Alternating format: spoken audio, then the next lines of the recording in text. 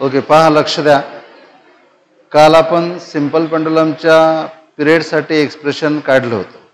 तर कसं काढलं ते रिपीट करण्यात मला वाटते काही अर्थ नाही. आता तुम्ही व्हिडिओ पण पाहू शकता, खूप वेळा झालेला आहे ते. त्याच्या वेगवेगळ्या केसेस कशा घेतल्या होत्या आपण, काल ज्या घेतल्या होत्या त्याही पाहू परत, आणि आणखी कसे बदलून प्रॉब्लेम्स विचारतील ते आपल्याला स्टडी करायचं. तर याला म्हणू शकता तुम्ही examples based on period of simple pendulum. तर आपल्याला पिरियडवरचे एक्झाम्पल्स पाहायचे आहेत.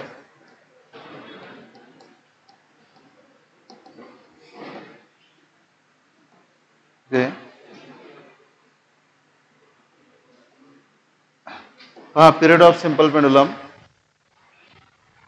डोळ्यासमोर पहिल्यांदा लक्ष आहे, सर्वांचं पूर्ण लक्ष इकडे, लक्ष पूर्ण इकडे.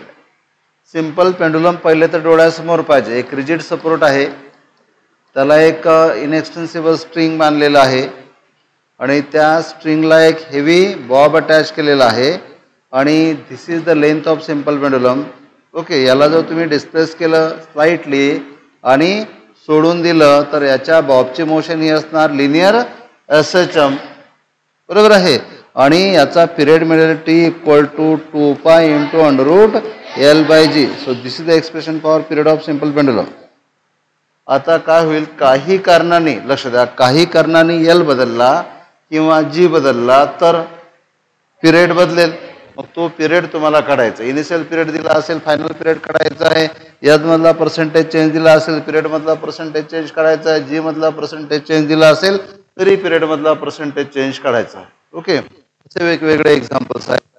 तर पहिला आपण एक्झाम्पल घेतलं होतं, हा सिंपल पेंडुलम कुठे ठेवला, लिफ्ट मध्ये ठेवला. मुव्हिंग लिफ्ट वर किंवा खाली जात असेल तर लिफ्ट मध्ये जर सिंपल पेंडुलम ठेवला असेल तर लक्ष द्या माझ्याकडे, लिफ्ट मधलं जे टोटल ॲक्सेलरेशन आहे, लिफ्ट जर वर जात असेल तर G मध्ये A ऍड करायचा, लिफ्ट जर खाली येत असेल तर G मधून A मायनस करायचा.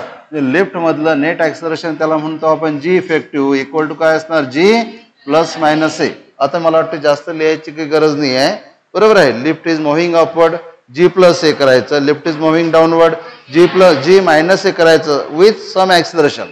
पण लिफ्ट जर कॉन्स्टंट स्पीडनी वर किंवा खाली जात असेल तर हे 0 असेल, त्यामुळे G बदलणार नाही. G बदलणार नाही तर पिरियड बदलणार नाही. म्हणून लिफ्ट मधला पिरियड तुम्हाला काढताना, पिरियड इनसाइड द लिफ्ट काढताना तुम्हाला काय करावं लागेल, T equal to 2π into √L/G effective. इथे फक्त G इफेक्टिव्ह लिहायचं, G प्लस मायनस A असं करावं लागेल तुम्हाला. हा झाला लिफ्ट मधला पिरियड. ओके, दुसरं G बदलेल, फक्त इथेच आपल्याला फोकस करायचा आहे. दुसरं पहा, मी काल हे सांगितलं नाही, हे मध्येच आता सांगतो, इकडे लक्ष द्या. एखादी लॉरी आहे, व्हेकल आहे, ट्रक आहे, बस आहे, आणि त्या बसमध्ये हा सिंपल पेंडुलम सस्पेंड केला असेल. पहा, ही बस आहे आणि हे फॉरवर्ड डायरेक्शनने, या डायरेक्शनने मूव्ह होत असेल, बरोबर आहे. So this is the velocity of the bus. आणि ह्या बसमध्ये जर सिंपल पेंडुलम अटॅच केला असेल, इथे या सिलिंगला सिंपल पेंडुलम अटॅच केला आहे.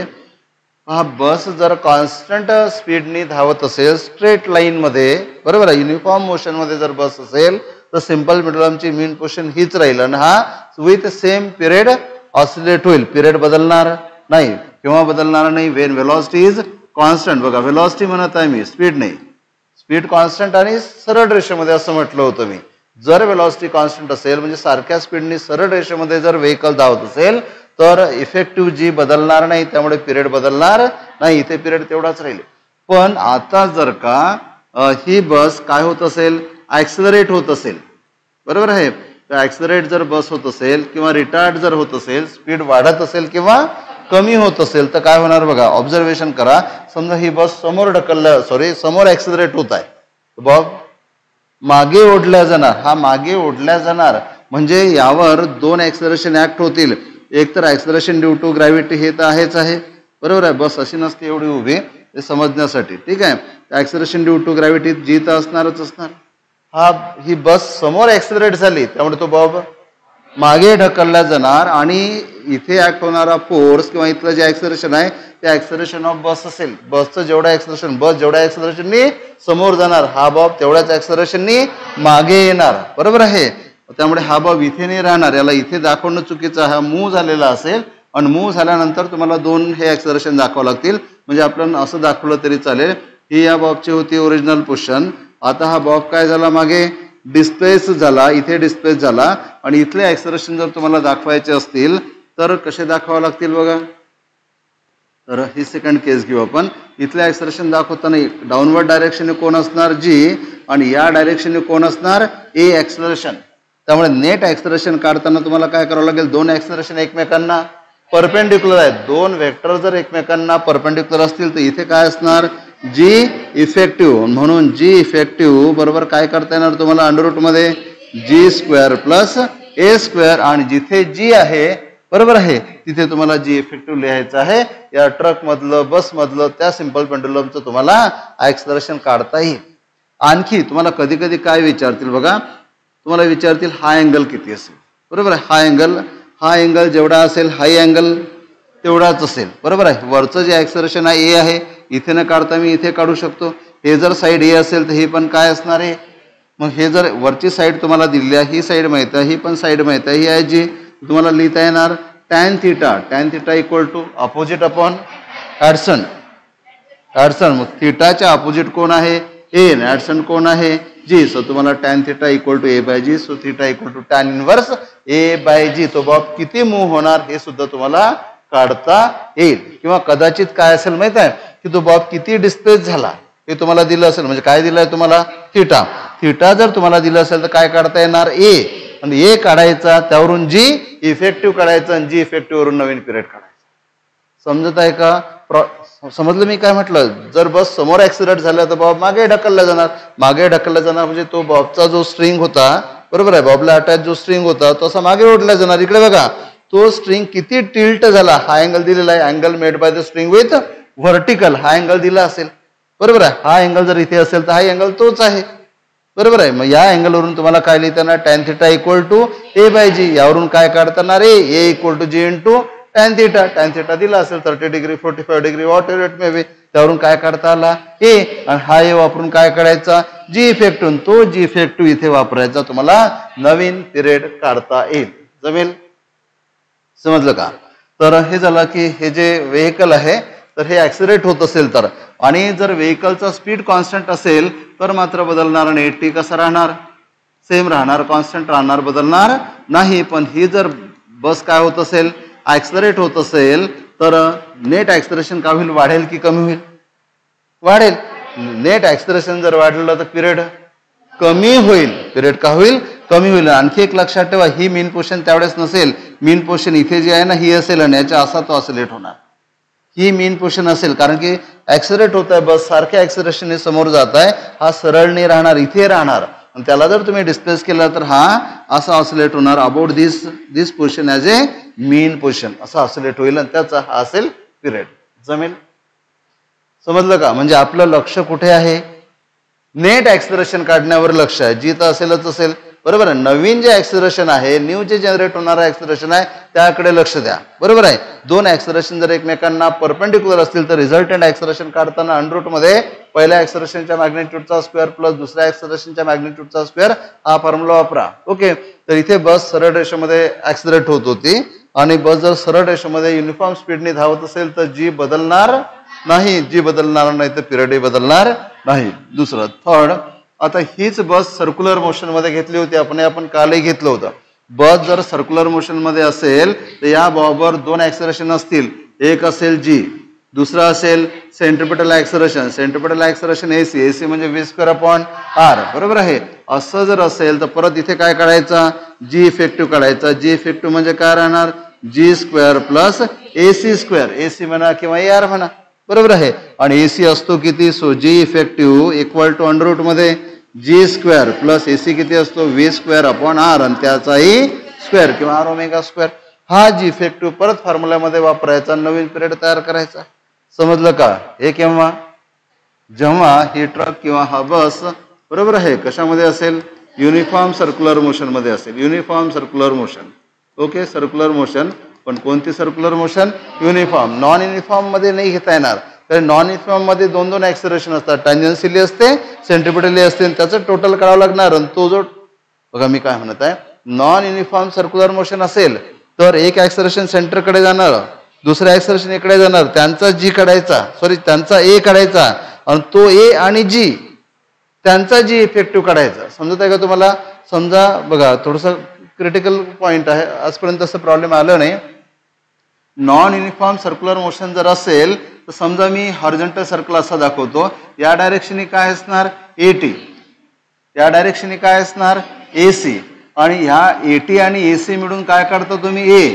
सो A काढताना तुम्ही काय करणार, A equal to under root मध्ये AT square plus AC square. AC तुम्हाला माहिती आहे V square upon R. AT दिलं असेल, AT ला बहुतेक वेळेस म्हणतात speed is increasing at the rate of, that is AC.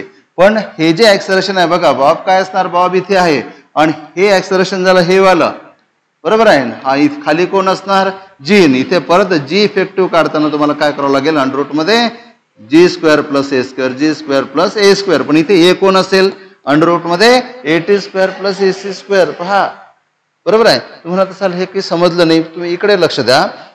बस अशी फिरत आहे नॉन युनिफॉर्म सर्क्युलर मोशन मध्ये, एक ऍक्सेलरेशन AC, दुसरं AT, यांचा हा A, बरोबर आहे. हा A आणि हा G, they are perpendicular to each other, म्हणून तो A आणि G यांचे वेक्टर सम काढताना, मॅग्निट्यूड काढताना G effective equal to under root A square plus G square असं करावं लागेल. इथे A जो आहे हा A आहे, AT square plus AC square. AT तुम्हाला दिलं असेल, AC तुम्हाला V स्क्वेअर अपॉन R वापरता येईल, त्या इन्स्टंटचा V तुम्हाला घ्यावं लागेल आणि G इफेक्टिव्ह काढावं लागेल आणि त्यावरून तुम्हाला पिरियड काढता येईल. पण असं केलेलं प्रॉब्लेम मी आजपर्यंत पाहिलं नाही. ओके, की ज्यामध्ये दोन्ही ऍक्सेलरेशन घेतले, बरोबर आहे. पहिलं हे काढलं, नंतर हा A इथे वापरला, नंतर G काढला, नंतर त्यावरून पिरियड काढला, असं पाहिलं नाही, पण येऊ शकते है ना. ओके, समजले का आलं असं.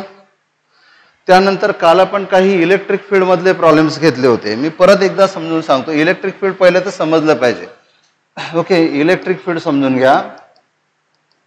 इलेक्ट्रिक फील्ड काय असेल पहा, लक्ष द्या. तर एक प्लेट जी आहे ती पॉझिटिव्हली चार्ज बनवली बाय युजिंग बॅटरी, आणि दुसरी जी प्लेट आहे ती निगेटिव्हली चार्ज बनवलेली असेल. लक्ष द्यायचं आता नीट. Direction of electric field is always from positive plate to negative plate. पण जे काही प्रॉब्लेम असेल त्या प्रॉब्लेम मध्ये फक्त इलेक्ट्रिक फील्ड सांगितलेलं असेल कुणीकडे आहे, ह्या प्लेट वगैरे दाखवलेल्या नसतील. जर तुम्हाला म्हटलं असेल इलेक्ट्रिक फील्ड डाऊनवर्ड आहे, खिडकीच्या बाहेर नका पाहू, इकडे लक्ष द्या. जर इलेक्ट्रिक फील्ड डाऊनवर्ड आहे तर आपण इमॅजिन करायचं की वर पॉझिटिव्ह प्लेट आहे, खाली निगेटिव्ह प्लेट आहे. समजा उलट केलं, त्यांनी काय म्हटलं की इलेक्ट्रिक फील्ड अपवर्ड डायरेक्शन आहे, इथे इलेक्ट्रिक फील्ड अपवर्ड डायरेक्शन आहे. तुम्ही काय करायचं, इलेक्ट्रिक फील्ड कुठून स्टार्ट होते, पॉझिटिव्ह प्लेटवरून, एंड कुठे होते, निगेटिव्ह प्लेटवर. मग इलेक्ट्रिक फील्ड जर अपवर्ड आहे तर खाली काय घ्यायचं, पॉझिटिव्ह प्लेट घ्यायचं, म्हणजे कन्फ्युजन होत नाही आणि प्रॉब्लेम आपल्याला इमॅजिन करता येते बरोबर. वर काय घ्यायचं, निगेटिव्ह प्लेट घ्यायचं. तुम्ही म्हणाल हे पॉझिटिव्ह निगेटिव्ह कसे आले, आणखी एक लक्षात ठेवायचं, हे प्लेट जेवढी पॉझिटिव्ह असेल वरची प्लेट तेवढीच निगेटिव्ह असेल, कारण की एक बॅटरी लावलेली असणार इथे एक बॅटरी लावलेली आहे, बॅटरीचा निगेटिव्ह टर्मिनल इथे लावलेला असेल, बॅटरीचा पॉझिटिव्ह टर्मिनल. हे झालं electric field. Electric field problem मध्ये फक्त डायरेक्शन दाखवलेली असते. हॅलो, इलेक्ट्रिक फील्डची फक्त डायरेक्शन दाखवलेली असते. इलेक्ट्रिक फील्ड डाऊनवर्ड असेल तर वरची प्लेट पॉझिटिव्ह, खालची plate negative. Electric field upward असेल तर खाली पॉझिटिव्ह घ्यायची, वर निगेटिव्ह घ्यायची. इलेक्ट्रिक फील्ड मी म्हटलं की माझ्या लेफ्ट कडे जात आहे, इकडे जात आहे, इकडे पॉझिटिव्ह प्लेट असेल, या साईडला निगेटिव्ह प्लेट असेल. समजलं. Electric field starts from positive plate and it is directed towards negative plate. Electric field positive plate करून स्टार्ट होणार, निगेटिव्ह प्लेट कडे एंड होणार. बरोबर आहे. नाटकं नका करू समजण्याचे, असे असे करून राहिले आतापर्यंत खाली पहिलं. ओके, समजलं तुम्हाला. आता इथे लक्ष द्या. या इलेक्ट्रिक फील्ड मध्ये लक्ष द्या इकडे. या इलेक्ट्रिक फील्ड मध्ये सिंपल पेंडुलम सस्पेंड केला, हा, आणि या सिंपल पेंडुलमच्या बॉबवर जर काही चार्ज नसेल, सिंपल पेंडुलमच्या बॉबवर जर कुठलाही चार्ज नसेल तर या इलेक्ट्रिक फील्डचा काही परिणाम होणार नाही. इथे जो जी आहे तोच राहील आणि पिरियड रिमेन सेम. मग पिरियड काय असणार, in the absence of electric field, when electric field is switch off, त्यावेळेस पिरियड काय असेल, T equal to pi into under root L by G. एवढा पिरियड असेल जेव्हा इलेक्ट्रिक फील्ड अब्सेंट असेल, इलेक्ट्रिक फील्ड स्विच ऑफ असेल, किंवा इथे एखादं स्विच दाखवलेलं असेल, ते स्विच कट केलेलं असेल, वायर कट केलेली असेल, तर हा असेल इलेक्ट्रिक पिरियडचा फॉर्म्युला. पण जर का इलेक्ट्रिक फील्ड स्विच ऑफ असेल किंवा यावर चार्ज नसेल, अशा वेळेस तुम्हाला सांगितलं, समजा यावर चार्ज दिला असेल आणि इलेक्ट्रिक फील्ड जर ऑफ असेल तर मग चार्जवर काही परिणाम नाही होणार. इलेक्ट्रिक फील्ड जर ऑफ असेल तर जीच राहणार.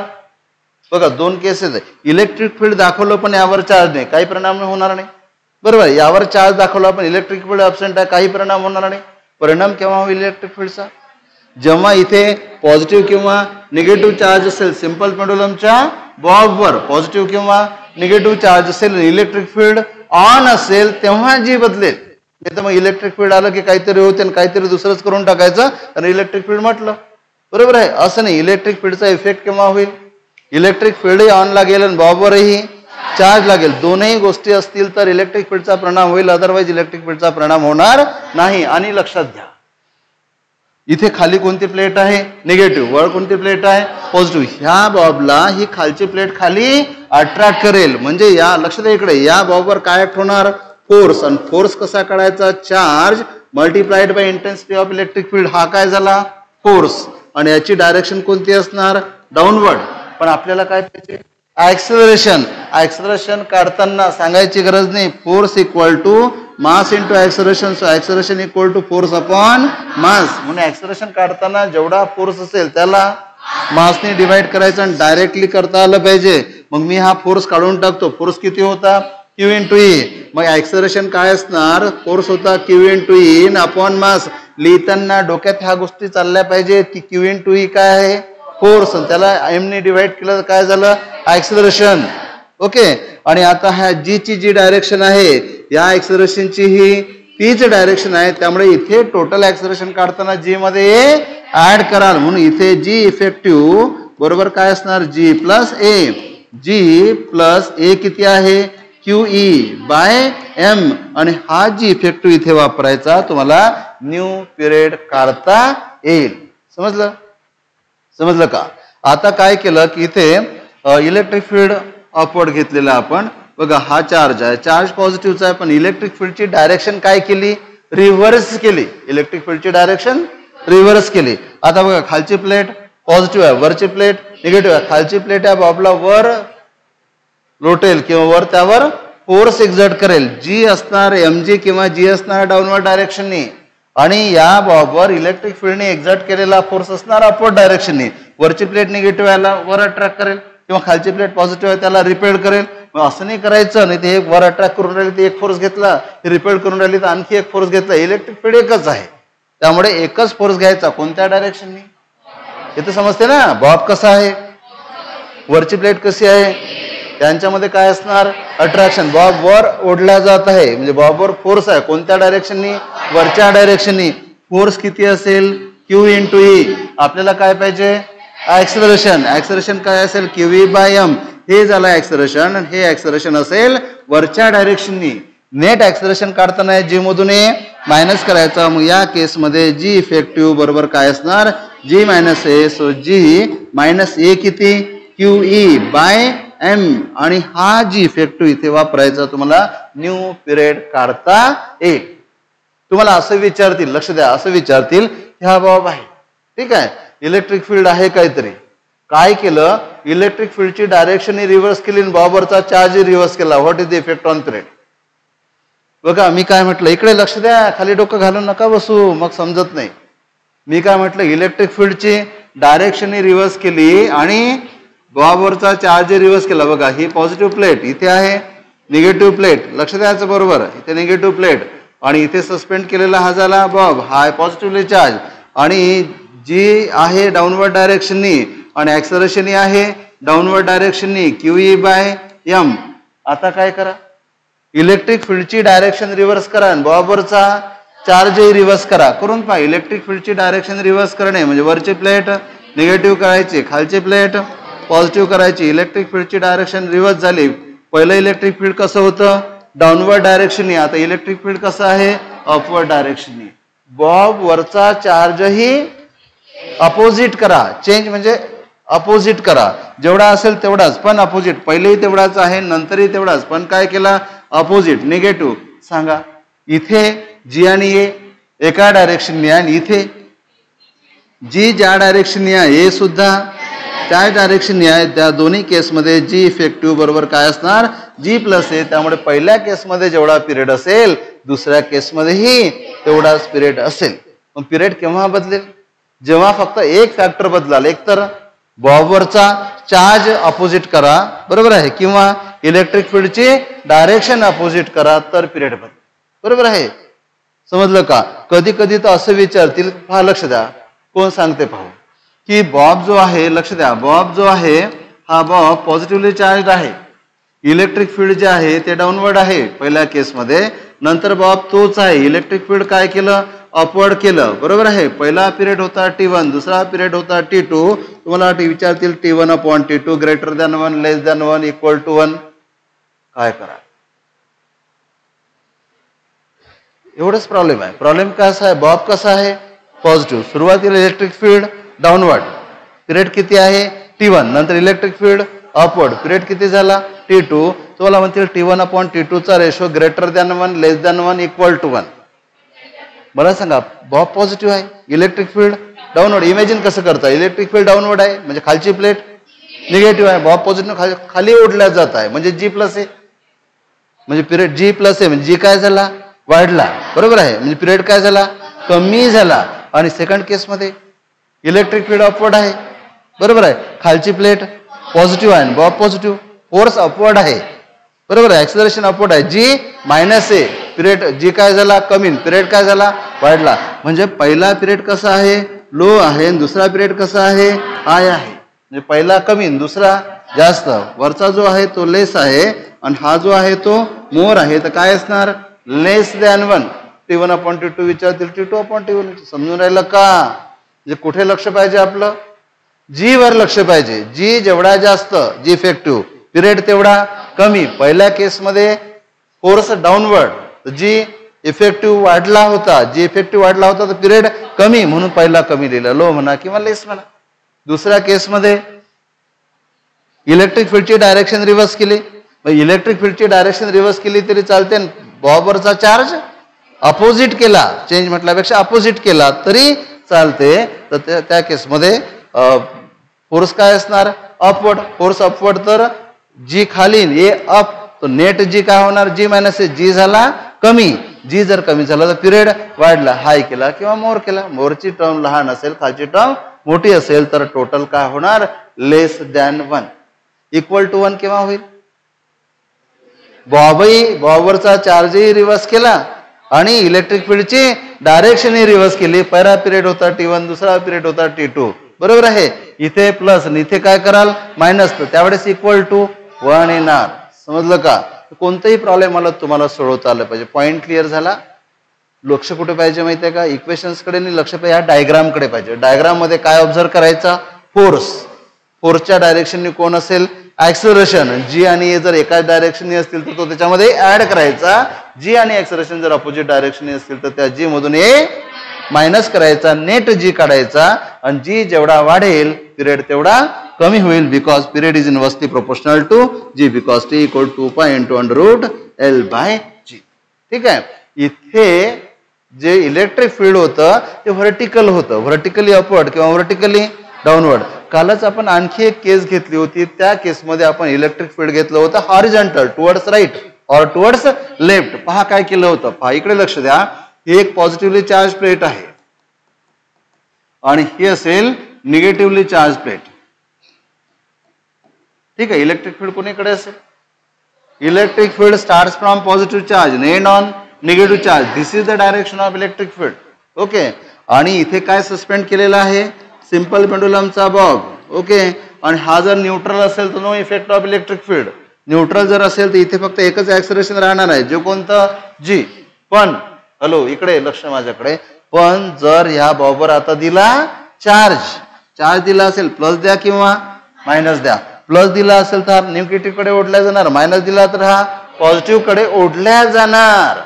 आणि फोर्स किती असेल, हा जो आहे फोर्स किती असेल, आता सांगितलं होतं Q इंटू E, पण आपल्याला काय पाहिजे, ऍक्सेलरेशन. मग या डायरेक्शनने ऍक्सेलरेशन असेल, किती असेल ऍक्सेलरेशन, ऍक्सेलरेशन असेल QE बाय M. हे झालं ऍक्सेलरेशन. मग हे ऍक्सेलरेशन, फक्त ऍक्सेलरेशनच राहू देतो मी आता इथे, हे झालं ऍक्सेलरेशन QE बाय M. आणि म्हणून नेट ऍक्सेलरेशन काढताना दोन ऍक्सेलरेशन एकमेकांना परपेंडिक्युलर आहे, तर हा काय असणार, G इफेक्टिव्ह इक्वल टू कोण सांगेल, अंडर रूट मध्ये G square plus A square, under root मध्ये जी स्क्वेअर प्लस, आता हे पाठ नाही करायचा, कसा लक्षात ठेवायचा पहा, फोर्स किती होता क्यू इंटू ई, आपल्याला पाहिजे होतं ऍक्सलरेशन, फोर्स अपॉन मास ऍक्सलरेशन आणि त्याचा स्क्वेअर, म्हणून पाठ करायची गरज असते, लिहिता लिहिता बरोबर सेन्स झाला पाहिजे. पण लिहून राहिलो आपण इलेक्ट्रिक फील्डला चार्जने मल्टिप्लाय केलं, फोर्सला मासने डिवाइड केलं, ऍक्सलरेशन, दोन ऍक्सलरेशन परपेंडिक्युलर होते, म्हणून काय करणार अंडर मध्ये जी स्क्वेअर प्लस ए स्क्वेअर. व्हेक्टर आहेत, व्हेक्टर ज्यावेळेस दोन परपेंडिक्युलर असतात ना, रिझल्टंट व्हेक्टर काढताना हा फॉर्म्युला वापरावा लागत असतो. समजलं का? इथपर्यंत आपण काल पाहिलं होतं. ओके, काही गोष्टी तुम्हाला ॲडिशनल पण सांगितल्या.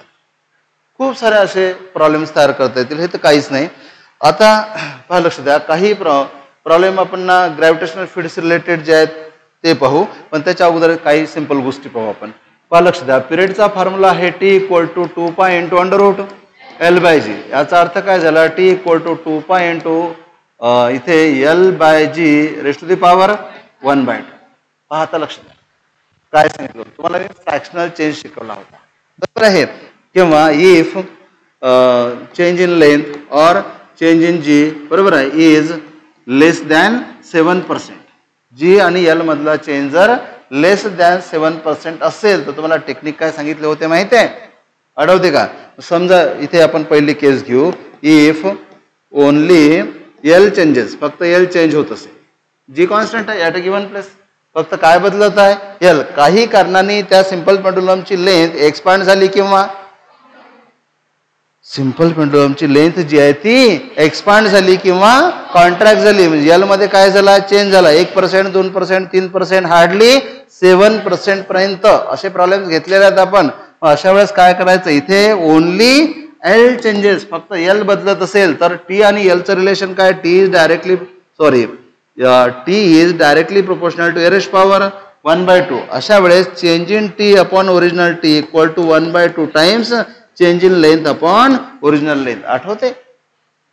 एक फॉर्म्युला घेतला होता ना, X proportional to Y raised power समजा 3/2 असेल, तुम्हाला काय म्हटलं? Change in X upon original X equal to 3/2 times change in Y upon original Y. आठवते का? हो ना, हा फॉर्म्युला घ्यावा लागेल. किंवा जर फक्त लेंथ चेंज होत असेल तर सेकंड केस मध्ये इफ ओनली जी चेंजेस, फक्त काय बदलत असेल? जी बदलत असेल. जी कसा बदलेल? समजा तुम्ही त्या सिंपल पेंडुलमला घेऊन हाईट वर गेले, जी गो ऑन डिक्रीजिंग. सिंपल पेंडुलमला घेऊन तुम्ही डेप्थ वर गेले, जी गो ऑन डिक्रीजिंग. सिंपल पेंडुलमला घेऊन तुम्ही मून वर गेले, जी चेंज होईल. पण इथे आपल्याला स्मॉल चेंज पाहायचा आहे, ट्रेमेंडस चेंज नाही, 5-7% पर्यंतचा चेंज. तर इफ ओनली जी चेंजेस, बरोबर आहे, तर टी ला काय करता येणार? Inversely proportional to G raised to the power 1/2 है ना. म्हणजेच आपल्याला काय लिहिता येणार? T directly proportional to G raised power -1/2. So delta T upon T equal to -1/2 times delta G upon G. लक्षात राहील का? मला वाटतं काही मोठी गोष्ट नाही याच्यामध्ये, फक्त काय ऑब्झर्व करायचा? पॉवर. मग लेफ्ट हँड साईडला कोणती क्वांटिटी आहे? T. Change in T upon original T equal to power समोर लिहायचं, change in length upon original length. जर लेंथ बदलत असेल, जी बदलत असेल, तर जीचा पॉवर किती येणार? खाली 1/2 आहे, वर घेतला तर -1/2. So change in T upon original T हा घेतला -1/2 change in G upon G, बरोबर आहे. आता जर दोनही बदलत असतील, थर्ड केस, इफ बोथ काय एल अँड जी चेंजेस, एलही बदलत असेल आणि जी पण बदलत असेल, तर delta T by T equal to L मुळे काय करणार? 1/2 times delta L by L, आणि जी मुळे -1/2 times delta G upon G. दोघांचं कॉम्बिनेशन करा ना. हे नका करू, एरर मधला प्रॉब्लेम आन्सर. इथे एरर मध्ये काय असते की पॉवर प्लस असो की मायनस असतो. इथे एरर काढताना आपण इथे प्लसच घेत असतो, है ना. तर ते एरर मध्ये असते, error always go on increasing. हे तसं नाही आहे, ही एरर नाही आहे, हा पर्सेंटेज चेंज आहे. इथे मायनस पॉवर असेल तर इथे पण मायनसच घ्यायचा. आणि त्यामुळे तुम्हाला काय करता येणार? Delta T upon T equal to common काय काढता येणार? 1/2 टाइम्स इथे delta L by L minus delta G by G. समजलं का? अरे समजलं का? असं केव्हा करणार? जेव्हा जी चेंज होत असेल आणि एल आणि जी मधला चेंज लेस दॅन 7% असेल, तेव्हा हे टेक्निक वापरायचं. Because it is based on binomial expansion. आणि बायनॉमियल एक्सपान्शन करेक्ट तेव्हाच असते जेव्हा चेंजेस स्मॉल असतात. Up to maximum up to 7% पर्यंत इट गिव्स करेक्ट रिझल्ट. आणि जर तुम्ही हा चेंज 7% पेक्षा वाढवला रिझल्टमध्ये फरक पडेल. आता आपण ते पाहू जिथे एल बदलत आहे, जी बदलत आहे, पण चेंज इज ग्रेटर दॅन 7%. समजा लेंथ काय झाली डबल, चेंज किती? लेंथ डबल तर चेंज किती पर्सेंट? लेंथ डबल झाली तर लेंथ मधला चेंज किती पर्सेंट? एखादी गोष्टी डबल झाली तर चेंज किती पर्सेंट? तुम्ही शेअर मार्केटमध्ये 100 रुपयाचा शेअर घेतला तर 200 रुपयाचा झाला, चेंज किती पर्सेंट? प्रॉफिट किती पर्सेंट? 100%. डबल झालं ना. 100 रुपयाचे 200 रुपये झाले, 200% का नाही, 100% चेंज. मग लेंथ काय झाली? डबल झाली. जेवढी होती तेवढीच वाढली. कितीने वाढली? जेवढी होती तेवढी, म्हणजे 100%. बरोबर आहे. तर ज्यावेळेस 50%, 20%, 30% असा चेंज असेल ग्रेटर दॅन 7%, मग तो लेंथ मधला असो की, हॅलो इकडे माझ्याकडे लक्ष, तो लेंथ मधला असो की जी मधला असो, अशा वेळेस काय करायचं माहितीये का तुम्हाला? तर पहा परत, इफ ओनली एल चेंजेस, लक्ष द्या, केवळ एल बदलत आहे आणि चेंज कसा आहे? Greater than 7%. इकडे बघा, टीचा फॉर्म्युला काय असतो? T equal 2.1/L/G. फक्त एल बदलतो. लक्ष द्या, काहींना अजूनही सुचत नाही. जर लक्ष इकडे, जर फक्त एल बदलत असेल तर जे कॉन्स्टंट आहे ते सोडून द्या. मग 2π कॉन्स्टंट आहे, जी कॉन्स्टंट आहे त्यांना सोडून द्या, कारण की बदलून कोण राहिला? एल. मग आता तुम्हाला काय लिहिता येईल? T directly proportional to rest power 1/2, म्हणून तुम्हाला T1/T2 बरोबर आहे. पण पर्सेंटेज चेंज काढताना आपण ओरिजिनल खाली घेत असतो, म्हणून T1/T2 न घेता T2/T1 is equal to under root मध्ये L2/L1. ओके, हा काय झाला? रेशो. कोण सांगेल पर्सेंटेज चेंज काढताना काय कराल? 1 दोन्ही साइड मधून मायनस करायचा. मग इथे बघा, समजा म्हटलं असेल की लेंथ इन्क्रीजेस बाय काय म्हणू आपण की 25%, मग L1 किती घ्यायचा? 100%. L2 किती घ्यायचा? 125%. बरोबर आहे, असं काहीतरी. किंवा लेंथ डिक्रीजेस बाय से 36%. बरोबर आहे. असे नंबर्स येतील की ज्यांचं रूट सहज निघेल, असेच नंबर बहुतेक वेळेस राहतील. म्हणून तुम्हाला काय करता येईल? T2/T1 -1. इकडे हे रूट तुम्ही काढलं असेल L2 आणि L1, यातूनही काय करा? मायनस. बघा, ज्यावेळेस, लक्ष द्या इकडे माझ्या बोलण्याकडे, ज्यावेळेस प्रॉब्लेम मध्ये L आणि L1 आणि L2 दिलेले असतील, समजा तुम्हाला म्हटलं असेल की पहिली लेंथ जी असेल तेवढी काय घेणार? 100%. L1 इज ऑलवेज, पहिली जी आहे ती 100%. बरोबर आहे. आणि म्हटलं असेल की लेंथ डिक्रीजेस बाय 19%, 19% नी लेंथ डिक्रीज झाली तर L2 किती घेणार? 100 - 19 म्हणजे किती? 81%. नाही का? दोघांचे रूट निघतील. L2 81चं route 9, L1 100चं route 10. मग इथे काय येणार? 9/10 -1 म्हणजे काय येणार? -1/10 येईल ना. मला असं म्हणायचं आहे की L1 L2च्या व्हॅल्यूज ठेवल्यानंतर राईट हँड साईडला तुम्हाला एक नंबर मिळेल. समजून राहिलं? हा नंबर असाच असेल असं आहे का? हा बदलता असेल. समजत आहे? म्हणून तुम्ही इथे पहिले काय करणार? रेशो घेणार. रेशो मध्ये काय करणार? फायनल क्वांटिटी घेणार वर, ओरिजिनल क्वांटिटी घेणार खाली. बरोबर आहे. हा रेशो काढला. रेशो मधून दोन्ही साइड मधून 1 मायनस करणार. त्यामुळे काय मिळेल? इथे काय मिळेल? T2 - T1/T1. इकडे जे मिळेल ते मिळेल, हे नंबरच्या फॉर्म मध्ये मिळेल L2/L1 -1. हा काय झाला? Change in period upon original period. बरोबर आहे. इक्वल टू जे मिळालं ते मिळालं. This is fractional change in period. हा काय झाला? Fractional change. जेवढा असेल तेवढा. This is fractional change. पण जर तुम्हाला पर्सेंटेज चेंज काढायचा असेल तर काय करणार? 100 नी मल्टिप्लाय करा. So ΔT/T1 multiplied by 100 equal to, इथे जे काही आलं त्याला 100 नी मल्टिप्लाय करा, तुम्हाला पर्सेंटेज चेंज मिळेल. करता येईल? इथं मग अडकाल हे पाहाल, इथे काही करताच नाही येऊन राहिलं. L1 L2च्या व्हॅल्यू ज्या आहेत त्या लिहायच्या आहेत. बरोबर आहे. समजा म्हटलं असेल की लेंथ इन्क्रीजेस बाय 44%, मग L1 किती? L1 किती? 100. L1 is always 100. Length increases by 44%. So L2 किती 144. 144चं रूट 12, याचं 10. 12/12, 12/10 -1 करता येईल. मग पहिले काय मिळेल तुम्हाला फ्रॅक्शनल चेंज, त्याला 100 ने मल्टिप्लाय केलं तर काय मिळेल पर्सेंटेज चेंज मिळेल. समजलं. Wien only L changes. आणि समजा ओनली जी चेंजेस मध्ये असंच विचारलं तर एक सिंपल पेंडुलम आहे, तो सुरुवातीला अर्थवर आहे त्याला नेलं मूनवर. पेंडुलम कुठे आहे अर्थवर, त्याला कुठे नेलं मूनवर. तुम्हाला म्हणतील की काढा fractional change in period of simple pendulum, percentage change in period of simple. बरोबर आहे. तुम्हाला वाटतं एवढं तर तुम्हाला माहिती आहे. लक्ष द्या काय करता येईल वेन ओनली जी चेंजेस. आता बघा लक्ष द्या इकडे. समजा तुम्ही त्या सिंपल पेंडुलमला चंद्रावर नेलं पृथ्वीवरून, लेंथ जेवढी आहे तेवढीच राहील, लेंथ बदलणार नाही. बदलेल काय जी. बरोबर आहे. मग पहिला जी अर्थवरचा घ्यायचा, अर्थवरचा जी घ्यायचा. म्हणजे एखादा सिंपल पेंडुलम जर पहिल्यांदा अर्थवर आहे तर त्याचा जीला जीवन म्हणायचं, तो घ्यायचा जी. आणि नंतर त्याच सिंपल पेंडुलमला कुठे नेलं मूनवर, तिथला G2 घ्यायचा. बरोबर आहे.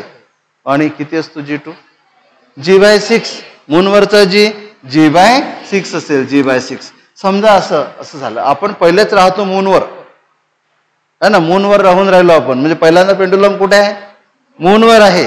बरोबर आहे. मग तिथला G1 = G घ्या आणि त्याला मूनवरून आणलं अर्थवर 6 टाइम्स G. बरोबर आहे. असं करावं लागेल ओनली जी चेंजेस. बरोबर आहे. पण इथे आपण पहिला घेतला अर्थवरचा आणि दुसरा घेतला मूनवरचा. मग पिरियड कसा काढणार. So T inversely proportional to root of G. बरोबर आहे.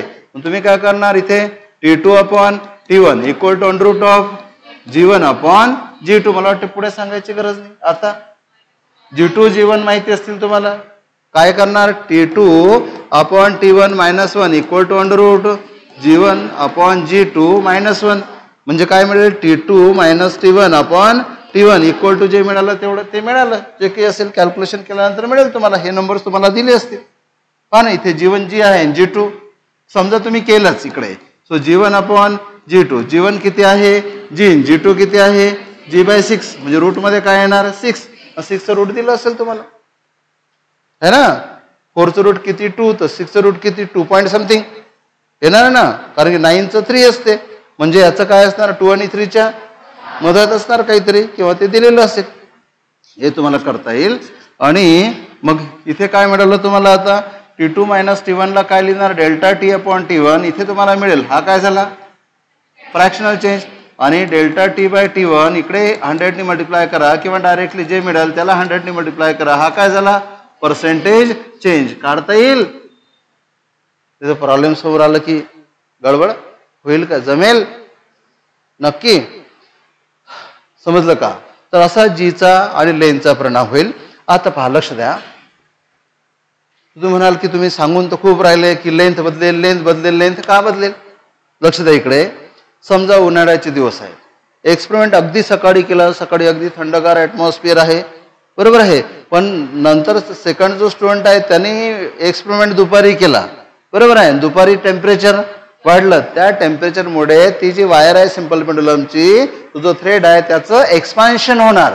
बरोबर आहे. आणि तुम्हाला दिलं असेल कोएफिशियंट ऑफ एक्सपान्शन आणि तुम्हाला म्हणतील पर्सेंटेज चेंज इन पिरियड काढा. काय दिलं असेल कोएफिशियंट ऑफ लिनियर एक्सपान्शन. ऐका आता. म्हणजे ही जी सिंपल पेंडुलमची लेंथ आहे, या सिंपल पेंडुलमच्या लेंथचं टेम्परेचरमुळे काय झालं थर्मल एक्सपान्शन झालं. काय झालं थर्मल एक्सपान्शन झालं. टेम्परेचर वाढल्यामुळे. कशामुळे टेम्परेचर वाढल्यामुळे. तर काय करतात बघा, सिंपल पेंडुलमची ओरिजिनल लेंथ किती होती L. त्यामुळे ओरिजिनल पिरियड किती होता T = 2π × L/G. आता टेम्परेचर वाढलं त्यामुळे ही लेंथ वाढली. Change in length is ΔL. Change in length किती झाला ΔL. स्मॉल चेंज वाढेल. हा ΔL तुम्हाला काढता आला पाहिजे. त्यासाठी तुम्हाला फॉर्म्युला सांगितला होता. Change in length = original length × coefficient of linear expansion × change in temperature. आठवते सर्व फॉर्म्युले सेमच होते. Change in length = original length × alpha × Δθ. Change in area = original area × beta × Δθ. Change in volume = original volume × gamma × Δθ. change in surface tension equal to original surface tension into alpha into delta theta, change in resistance equal to original resistance into alpha into delta theta. सर्व change सारखेच आहेत, हो की नाही? फक्त लक्षात ठेवायचं की टेम्परेचर वाढलं तर काय वाढेल, टेम्परेचर वाढलं तर काय कमी होईल, बरोबर आहे. जनरली टेम्परेचर वाढलं तर लेंथ वाढते, टेम्परेचर वाढलं तर एरिया वाढते, टेम्परेचर वाढलं तर व्हॉल्यूम वाढते, टेम्परेचर वाढलं तर सरफेस टेन्शन कमी होते, टेम्परेचर वाढलं तर रेजिस्टन्स वाढते. हे लक्षात पाहिजे. इथे काय आहे चेंज, इथे काय आहे ओरिजिनल, इथे करस्पॉन्डिंग कोइफिशियंट याला म्हणतात कोइफिशियंट ऑफ लिनियर एक्सपान्शन, याला म्हणतात कोइफिशियंट ऑफ एरियल किंवा सुपरफिशियल एक्सपान्शन, याला म्हणतात temperature coefficient of volume expansion, याला म्हणतात temperature coefficient of surface tension, याला म्हणतात टेम्परेचर कोइफिशियंट ऑफ रेजिस्टन्स. समजलं? सर्व चेंज साठी एकच फॉर्म्युला आहे भाऊ, समजलं का? इथे काय लिहायचं चेंज, इथे काय लिहायचा ओरिजिनल, इथे करस्पॉन्डिंग कोइफिशियंट, इथे चेंज इन टेम्परेचर, है ना. सर्व चेंजेस साठी एकच फॉर्म्युला आहे. ओके, तर म्हणून इथे चेंज इन लेंथचा फॉर्म्युला काय लिहिला, change in length equal to original length into alpha into delta theta. यावरून बघा काय काढायचं, यावरून काढायचं डेल्टा एल अपॉन एल, काय मिळेल alpha into delta theta. Alpha काय coefficient of linear expansion, alpha काय coefficient of linear expansion, delta theta change in temperature. Okay, आता बघा आपला पिरियडचा फॉर्म्युला हा आहे, या फॉर्म्युल्यावरून आपल्याला लिहिता येणार T directly proportional to root L, म्हणून आपण काय लिहिणार delta T upon T equal to 1/2 times delta L upon L. So delta T upon T equal to 1/2 times delta L upon L alpha into delta theta. आता बघा तुम्हाला alpha दिला असेल coefficient of linear expansion, hello इकडे लक्ष द्या, change in temperature दिलं असेल, मॉर्निंगचं टेम्परेचर असेल 20 डिग्री सेंटीग्रेड आणि दुपारी प्रयोग केला टेम्परेचर असेल 30 डिग्री सेंटीग्रेड, हा किती झाला 10 अरे मॉर्निंगला एक्सपेरिमेंट सुरू झाला, टेम्परेचर जे आहे ते किती आहे काय म्हणू आपण 20 डिग्री सेंटीग्रेड, दुपारी एक्सपेरिमेंट केला टेम्परेचर किती झालं 30 degree centigrade, change in temperature किती 10 डिग्री सेंटीग्रेड. पण टेम्परेचर मधला चेंज केल्विन मधला सेंटीग्रेड मधला सारखाच असतो, नाही तर मग हा सेंटीग्रेड आहे 273 ऍड करा, रिकामे धंदे नाही करायचे, कुठे करावं लागतात. ऍब्सोल्यूट टेम्परेचर असेल तर चेंज मध्ये तसं करायची गरज नाही. तर तुम्हाला काय मिळेल डेल्टा थिटा. अल्फा तुम्हाला रेडीली दिलेला असेल, तुम्हाला काय करता येणार फ्रॅक्शनल चेंज, पण तुम्हाला विचारतील पर्सेंटेज चेंज, पर्सेंटेज चेंज जर विचारलं तर delta T upon T multiplied by 100, इकडे 1/2 alpha into delta theta multiplied by 100. एवढ्या पर्सेंटनी पिरियड चेंज होईल. पण काय दिलेलं लागेल चेंज इन टेम्परेचर आणि कोएफिशियंट ऑफ लिनियर एक्सपान्शन. पण बघा लक्ष द्या coefficient of linear expansion, linear एक्सपान्शनचा कोएफिशियंट आहे अल्फा, बरोबर आहे. एरियल एक्सपान्शनचा कोएफिशियंट आहे बीटा आणि व्हॉल्यूम एक्सपान्शनचा कोएफिशियंट आहे गॅमा. कदाचित काय होईल एखाद्या प्रॉब्लेम मध्ये तुम्हाला देतील बीटा आणि आपल्याला काम काय अल्फाचं, तुम्हाला देतील गॅमा आपल्याला काम आहे अल्फाचं, बरोबर. म्हणून यांच्यामध्ये रिलेशन तुम्हाला माहित असलं पाहिजे. बीटा जो आहे तो 2 टाइम्स अल्फा असतो, बरोबर आहे. मग बीटा दिला असेल आणि तुम्हाला काय काढायचं अल्फा काढायचा आहे तर बीटा बाय 2 करावं लागेल एक तर हे, किंवा जो व्हॉल्यूम कोएफिशियंट आहे गॅमा इक्वल टू तो असतो 3 टाइम्स अल्फा. गॅमा किती असतो 3 टाइम्स अल्फा. पण अल्फा लागत असेल तुम्ही काय करणार गॅमा बाय 3. आपल्याला काम कोणाचं पडेल अल्फाचं, बरोबर आहे. म्हणून अल्फा दिला असेल असा नाही तर मग काय जण जो कोएफिशियंट दिला तो अल्फा घ्यायचा असं नाही आहे. कोएफिशियंट ऑफ लिनियर एक्सपान्शन दिला असेल तर तो अल्फा आहे, कोएफिशियंट ऑफ सुपरफिशियल एक्सपान्शन दिला असेल बीटा आहे, अल्फा काढताना बीटा बाय 2 करा. कोएफिशियंट ऑफ व्हॉल्यूम एक्सपान्शन दिला असेल तर गॅमा आहे, अल्फा काढताना गॅमा बाय 3 करा. नाही तर मग काही प्रॉब्लेम मध्ये इथेच दिलं असेल कोणता फॉर्म्युला हा फॉर्म्युला आला असा, बरोबर आहे. पण इथे जर तुम्हाला काय लागत असेल अल्फा लागत असेल तर मग हाच फॉर्म्युला काय लागत असेल अल्फा जागी बीटा. हाच फॉर्म्युला काय होईल delta T upon T equal to 1/2. अल्फाला काय लिहिणार बीटा बाय 2 इंटू, बरोबर आहे डेल्टा थिटा. म्हणजेच हा फॉर्म्युला काय होईल 1/4 बीटा इंटू डेल्टा थिटा. तुम्हाला 1/4 तर नसतेच, समजलं का. हाच जर इन टर्म्स ऑफ गॅमा लागत असेल तर काय होणार हाच फॉर्म्युला 1/2. इथे काय करणार गॅमा बाय 3 म्हणजे 1/6 आणि गॅमा इंटू डेल्टा थिटा असंही करता येणार. समजलं का? हे सगळ्या प्रॉब्लेमचा एक्स्ट्रॅक्ट आहे. असे प्रॉब्लेम्स तुम्हाला पाहायला मिळतील. समजलं का? बिलकुल पक्क करता येतील. आणखी पहा कसं. समजा तुम्हाला असं म्हटलं असेल, ट्युशन आहे का आता? किती वाजता? किती वाजता आहे? किती वाजता आहे? नाही आहे ना? अरे आहे का? एक प्रॉब्लेम सांगतो फक्त. पहा, लक्ष द्या इकडे, बोर्डवर लक्ष द्या. तुम्हाला लक्ष द्या इकडे. तुम्हाला असं म्हटलं असेल, इकडे पहा, length of the simple pendulum changes by n%. काय? Length of the simple pendulum changes by n%. n is less than 7%. बरोबर आहे. What is the percentage, sorry, what is the change in period. बरोबर आहे. आणि तो period कितीने बदलेल हे तुम्हाला विचारलं, किंवा ती घड्याळ जी आहे कितीने मागे राहील हे तुम्हाला विचारलं. काल मी तुम्हाला सांगितलं होतं क्लॉक मागे राहील वगैरे. ओके. तर पहा, लक्ष द्या आता. If length of simple pendulum changes by n%. Length कितीने बदलली? n% नी बदलली. बरोबर आहे. आणि n काय असेल? लेस दॅन 7 असेल. बरोबर आहे. तुम्हाला विचारतील की एका दिवसात घड्याळ माहिती आहे तुम्हाला? आता सिंपल पेंडुलमवर चालणारी घड्याळ. बरोबर आहे. सिंपल पेंडुलमवर चालणारी घड्याळ कशी चालते? त्याला काय लावलेलं आहे? बॉब. लक्ष द्या इकडे. याला काय लावलेलं आहे? बॉब लावलेला आहे. ठीक आहे. आणि ह्या बॉबचं एक ऑसिलेशन झालं, हा जो सेकंड काटाला लावलेला आहे तो पुढे पुढे जात राहतो. बरोबर आहे. आणि जर का लेंथ, ऐका आता, जर का लेंथ वाढली, बरोबर, लेंथ वाढली तर पिरियड वाढेल. लेंथ वाढली तर पिरियड वाढेल. T=2.1√L/G ना. लेंथ वाढली तर पिरियड वाढेल. पिरियड वाढला तर घड्याळ मागे जाईल की पुढे राहील? Till there is confusion. लक्ष द्या इकडे. मी परत सांगतो.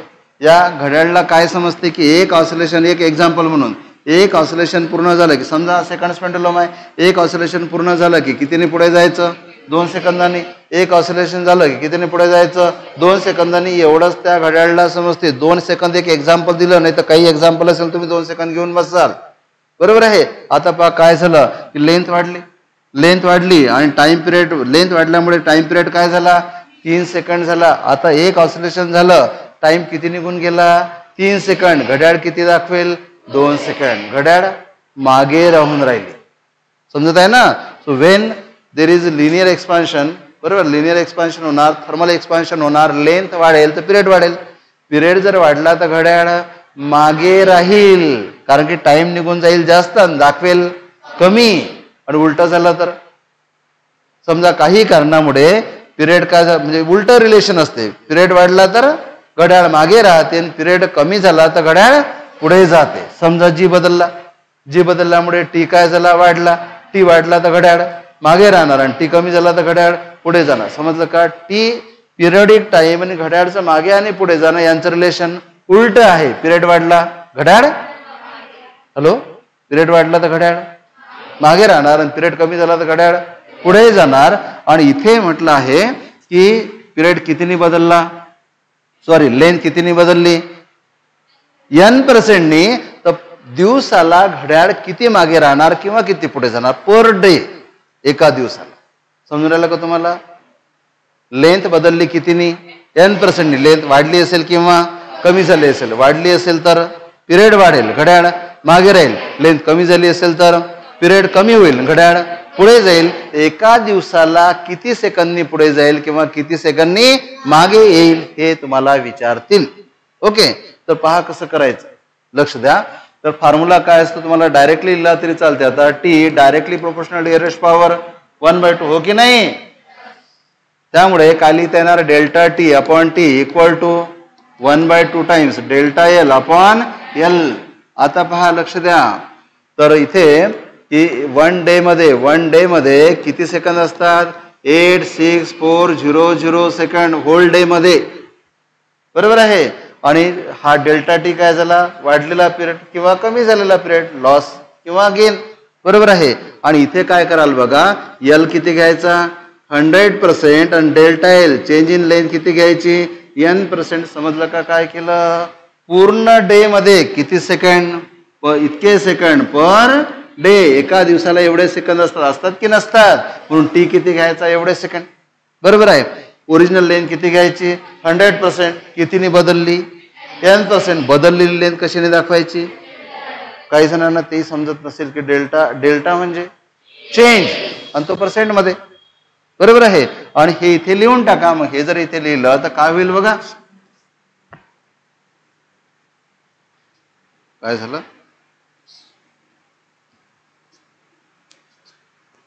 तर काय होईल पहा करून पहा ना. मग इथे काय करा delta T upon T equal to 1/2 times delta L किती आहे एन आणि हा किती आहे एल 100 बरोबर आहे. हा टी इकडे घेऊन चला है ना.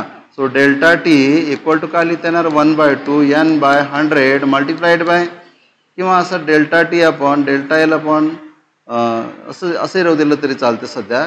इथे किती आहे म्हणजे उगाच कॉम्प्लिकेटेड होऊन जाईल. तेव्हा काय लिहिला फॉर्म्युला आपण delta T upon T equal to 1/2 times delta L upon L. आपल्याला डेल्टा टी पाहिजे so delta T equal to काय लिहिता येणार 1/2 times delta L upon L into T. So loss किंवा गेन पाहिजे आपल्याला सो 1/2 टाइम्स डेल्टा एल किती घेतला n%. ओरिजिनल लेंथ किती घेतली 100% आणि टी किती होता 86400 सेकंद बरोबर आहे. 2 झिरो आणि 2 zero cancel 6864 divided by 2 432 into N एवढ्या सेकंदानी घड्याळ मागे राहणार किंवा पुढे जाणार पर डे एवढे सेकंड पर डे करता येईल तुम्हाला. आता डायरेक्टली करता येते. समजा तुम्हाला म्हटलं की लेंथ इन्क्रीजेस बाय 2% इथे 2 घेऊन टाका. 2 घेऊन टाकलं एवढ्या सेकंदानी घड्याळ लेंथ वाढली तर पिरियड वाढला पिरियड वाढला तर घड्याळ मागे राहणार. मग डायरेक्टली एन लिहा कॅल्क्युलेशन करायची करून तुम्हाला म्हटलं की लेंथ काय डिक्रीजेस बाय 3% लेंथ 3% कमी झाली इथे 3 लिहून टाका बरोबर आहे. करता येणार ना समजलं का. तर तुम्हाला n% चेंज इन लेंथ इथे लिहायची. तुम्हाला एका दिवसाला घड्याळ कितीने मागे जाईल किती पुढे जाईल हे काढता येईल. फक्त लक्षात काय ठेवायचं पिरियड वाढला तर घड्याळ मागे येणार आणि पिरियड कमी झाला तर घड्याळ पुढे जाणार. अजूनही बरंचसं डिस्कशन आहे बरोबर. जीवरचं तर डिस्कशन राहिलंच आपलं. डीपीपी सोडवायला सुरुवात केली ठीक आहे. तर सोडून पहा जमेल. उद्याचं डिस्कशन झाल्यानंतर आणखी चांगल्या तऱ्हेने जमेल. तेवढी रेकॉर्डिंग बंद करा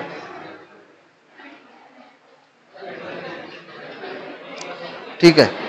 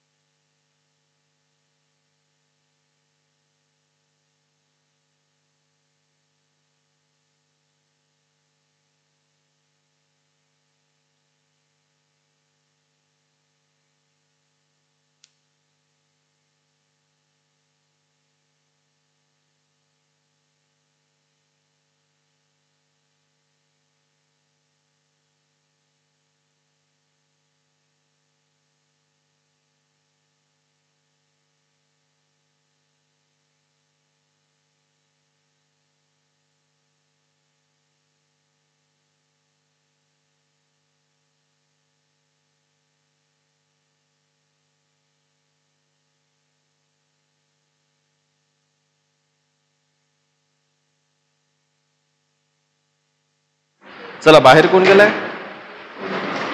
त्यांना आतमध्ये बोलावून घे पटकन. 2 मिनिट थांबतो मी फक्त आणि पटकन आपल्याला क्लास सुरू करायचा आहे. मुलं बाहेर गेलेत का? बाहेर गेलेत का पूर्व? एकदा आवाज देऊन दे त्यांना. मग कसं ते नवीन टॉपिक आहे, आणखीन प्रॉब्लेम काय ते समजत नाही. मग रेकॉर्डिंग करू का आज मी? पाहायचं ना, रेकॉर्डिंग ऑन कर बरं. माहिती आहे का तुला? कोणाला माहित आहे? हा जा बेटा, रेकॉर्डिंग ऑन कर. जा ना माहित असेल तर. कोणाला माहित आहे? एकाला माहित नाही. मलाच जावं लागेल मग.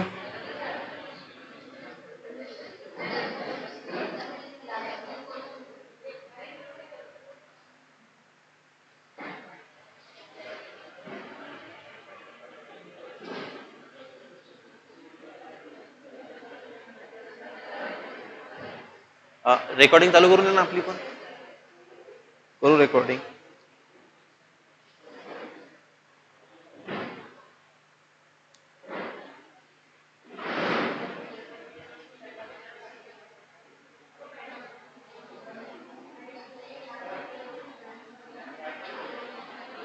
हो, नवीन स्टार्ट कर ना रेकॉर्डिंग.